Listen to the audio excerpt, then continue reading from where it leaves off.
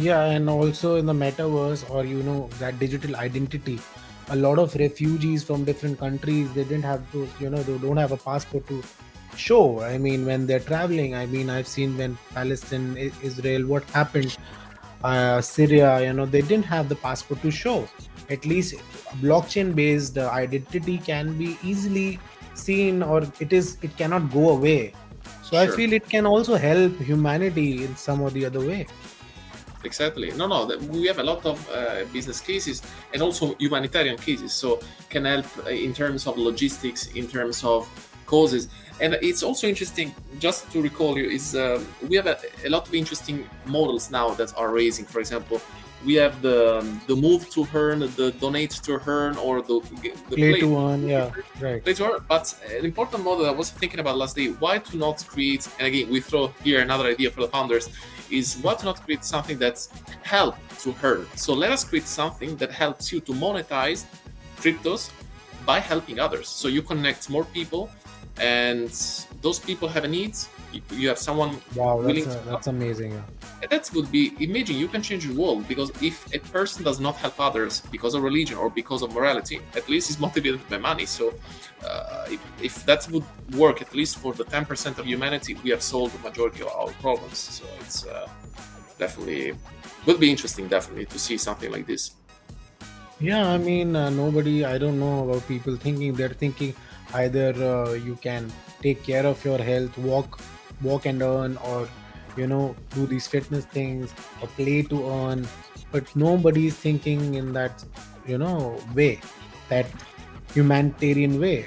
I mean, people show NFT projects is about, donation or helping. I don't see, I mean, so many projects doing amazing about the whole concept. If you see Bored Ape Yacht Club, it's successful because of its hype. It is not successful that it is going to help some or the other way. Now Yeah. big brands are going into it. So yeah, that can be one of the possible scenarios if people start thinking like this. Like, that's a very good point you mentioned. Yeah, So that's yeah. moving forward, what when you talk about metaverse or web3, what you would want to do in this space in future? Like, you've been a project manager, you've been into growth hacking. So what are you catering, or what is in your head about you with the web3 world? Well, at the moment is as mere observer and as market analyst, but for the sake of my curiosity, as far as my job is concerned, is a little bit different. But I'm trying, and I will try to also to raise the awareness of these topics also inside the firm internationally. And so basically, it's something that I would look at potentially also in business terms. So again, try to bring this to the company and try to work on engagements based on this kind of topics. Because after all, if you look at major financial institutions, the government, the tourism sector, and the healthcare, they are largely and massively adopting these solutions. And sometimes it's not even provided by big companies, by big names like Big Four consulting services, but also by startups. So this creates a fair competition. That's also another beauty of Internet 3.0.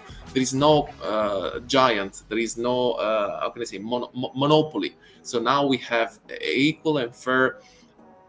How can I say it's it's more democratic. It's a more democratic market, definitely. So that's what I believe.